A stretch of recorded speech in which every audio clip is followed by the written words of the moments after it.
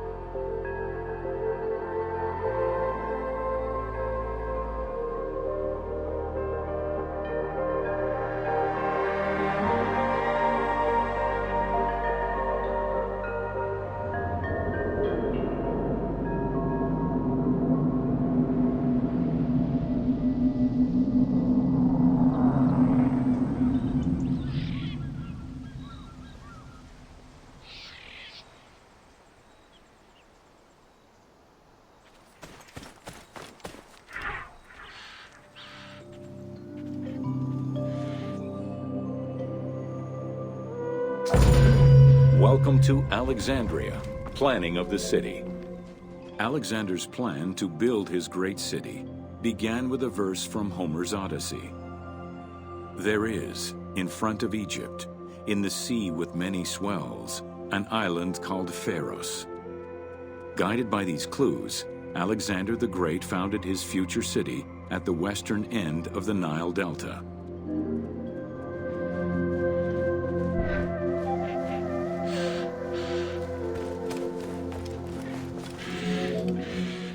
Though Alexander considered this location ideal for his great city, it presented considerable challenges. Too difficult to access during storms, the surrounding swamps threatened disease, and the limestone soil prevented the growth of healthy crops. However, due to the influence of his mentor Aristotle, Alexander the Great recognized that the true value was its strategic emplacement. Alexander knew that in controlling Pelusium to the east, Memphis to the south, and his crowning glory Alexandria to the west, he would create a triangular stronghold, allowing him to control the entire delta while giving him access to the Mediterranean.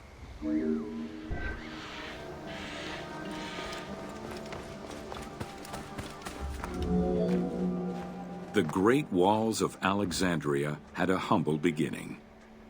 Lacking chalk to outline the future city's foundations, architects were forced to use flour instead. Clouds of migrating birds swept down and ate the flour, erasing the plans. This prompted Alexander to seek guidance from the oracles, who reassured him that his future city was destined to feed a large population.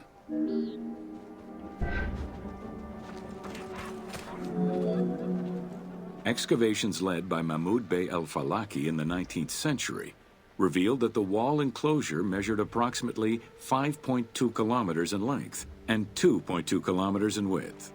It was roughly 9 meters in height.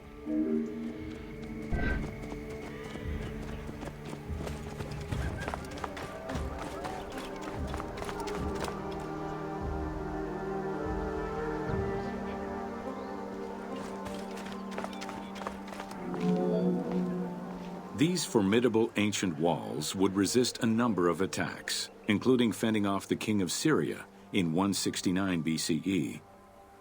It wasn't until 295 CE that they eventually fell to Roman Emperor Diocletian, and this only after 8 months of relentless assault.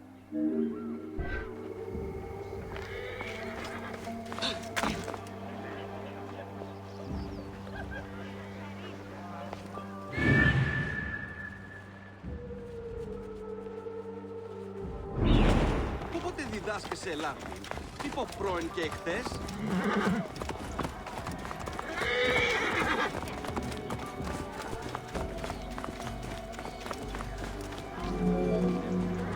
Alexandria's principal architect, Dinocrates, chose a Hippodamian grid plan.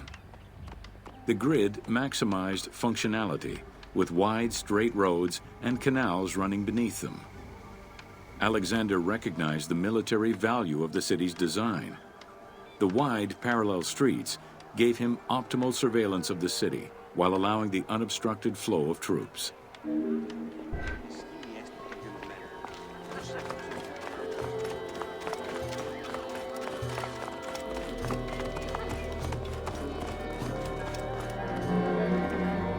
A central corridor ran from the Mediterranean's north port down to Lake Mareotis to the south. This thoroughfare acted as an unobstructed link for commercial trade and travel between the two ports. Many of the streets were bordered with grand buildings and parks, including Canopic Street, with its impressive gate bordering the eastern end.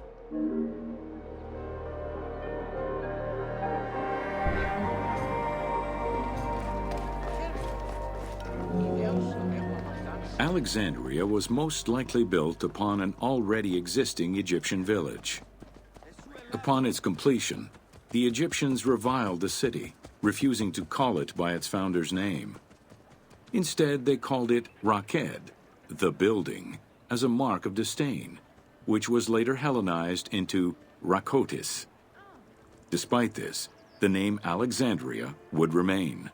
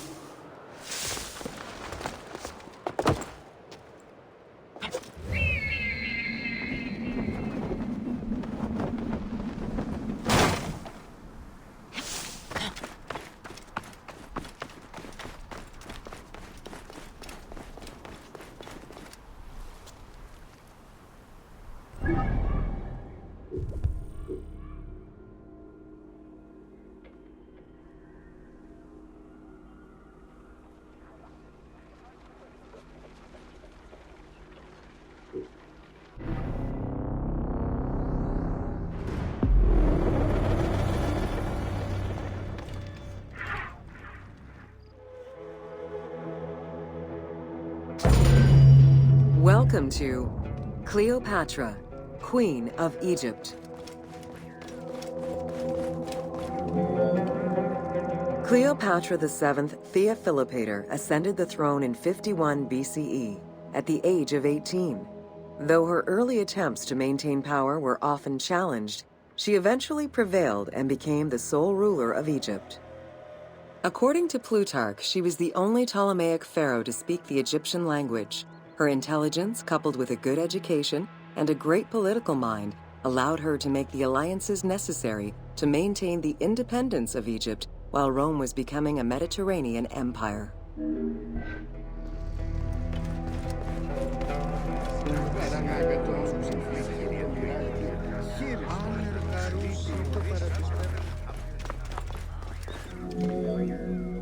It is important to understand that Cleopatra's knowledge of Egyptian language and keen understanding of the culture allowed her to make powerful ideological referents that resonated with ancient Egyptians. By associating herself with the goddess Isis, the divine mother, great of magic, and repository of divine essence, Cleopatra firmly established herself as the protector of the two lands and legitimized her place on the throne.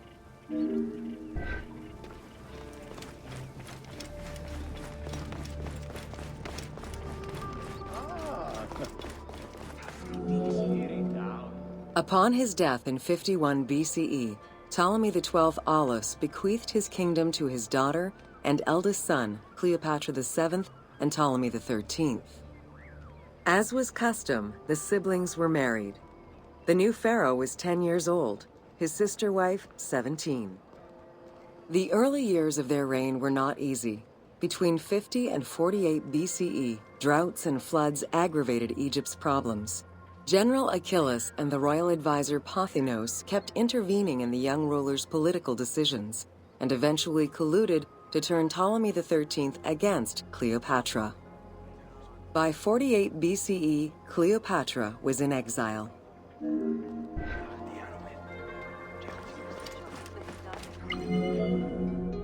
During Cleopatra's exile, the Roman Empire was not without its own internal conflict. Caesar and Pompey were at war with one another, and after his defeat in 48 BCE, Pompey fled to Alexandria in the hope of finding refuge. This turned out to be an unwise decision. Listening to his advisors, Ptolemy XIII elected to have Pompey assassinated, his head kept as a gift, in the hopes of acquiring Caesar's favor. This gambit backfired. Instead of earning approval, the murder of a Roman greatly angered Caesar.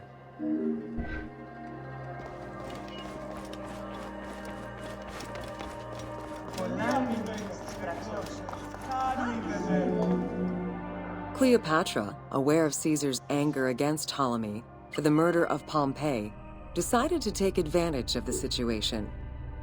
She returned to Egypt in secret, hoping to establish an alliance with one of the most powerful men of the time. Outside of the legend, where she had herself smuggled into his quarters in a carpet, what exactly happened during that fateful meeting remains a mystery. However, Caesar seemed to see a better ruler for Egypt in Cleopatra than in her young and too easily influenced brother. Invoking Ptolemy XII's will, Caesar attempted to mediate peace between the siblings.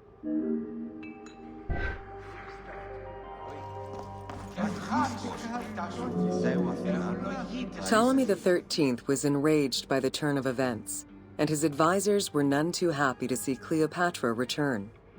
Urged on by General Achilles and Pothinos, the young pharaoh plotted against Caesar and Cleopatra, resulting in the siege of Alexandria in 47 BCE. It was in March 47 BCE that Caesar defeated Ptolemy XIII's forces. The young pharaoh drowned in the Nile after having fled the battlefield. With her opponents dead or powerless, Cleopatra married her other much younger brother, Ptolemy XIV, and finally claimed the throne of Egypt for good. The end of the Alexandrian War also cemented the romantic and political alliance between Cleopatra and Caesar.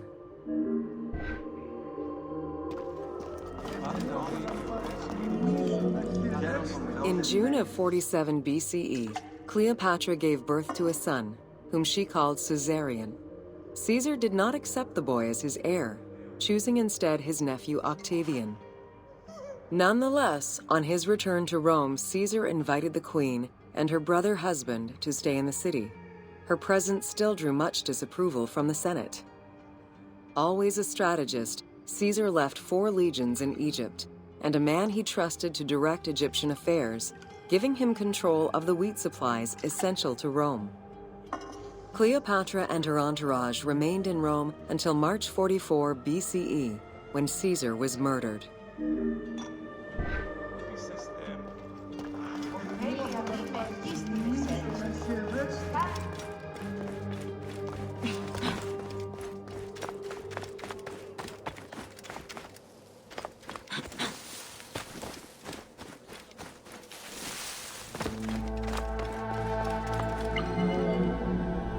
Caesar's most faithful ally, Mark Antony, often visited the Queen of Egypt during his stay in Rome. Unlike most, he recognized the legitimacy of Caesarion, the natural son of Caesar. Antony knew he would need the riches of Egypt in order to fight Octavian and claim the Roman Empire. Cleopatra, in return, saw a powerful ally. In the winter of 41 BCE, she arranged a sumptuous tour of Egypt by boat to show Antony the wealth of her country and the power she held as its ruler. A romantic and political relationship followed. The Roman Senate was once again most displeased. To calm spirits in Rome, Antony married Octavia, sister of Octavian.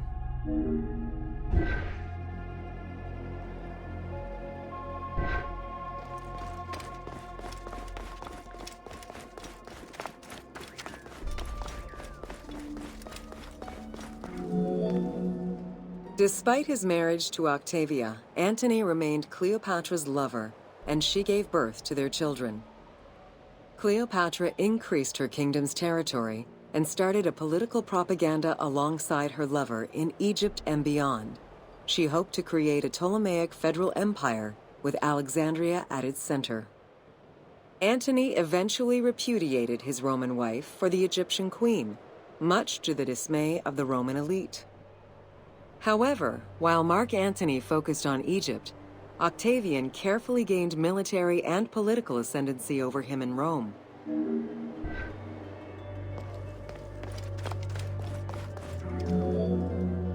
Octavian managed his own propaganda campaign and succeeded. The Roman people hated Mark Antony and Cleopatra. To avoid the censure still inherent in attacking a fellow Roman, Octavian simply declared war against Egypt. Rome's power still reigned supreme. The powerful Egyptian fleet, led by Cleopatra as well as Mark Antony's forces, were defeated in 31 BCE in Actium. Octavian arrived in Egypt in 30 BCE to formalize his victory.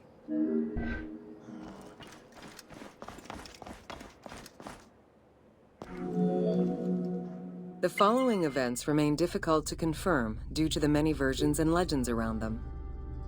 It is believed that after hearing a rumor about Cleopatra's suicide, Mark Antony committed suicide himself. He was brought to the queen as he slowly passed away. Knowing that Octavian would have her chained and paraded through Rome in defeat, Cleopatra planned her own suicide. She most likely killed herself with arsenic, though admittedly, the version where she uses an asp to deliver a fatal bite may be considered more dramatic. What happened to the body of Cleopatra is still a mystery.